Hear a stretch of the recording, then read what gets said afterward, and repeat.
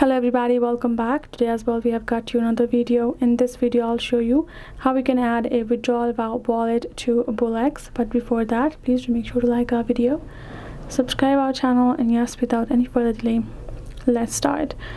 So to do so, first of all, you're going to go ahead, choose a wallet of which wallet you would like to add for the withdrawal. For example, I'm going to go with the Phantom wallet. So you're going to go ahead, first sign in. Then once your app has been opened, go ahead, tap on this option of receive and go ahead, choose the wallet that you would like to add, and you're going to copy the address. You're going to tap on copy as well. Then you're going to go ahead, open up your BullX and go to the option of wallet manager. Then from wallet manager, you're going to go to the section of add a new withdrawal wallet and tap on add new.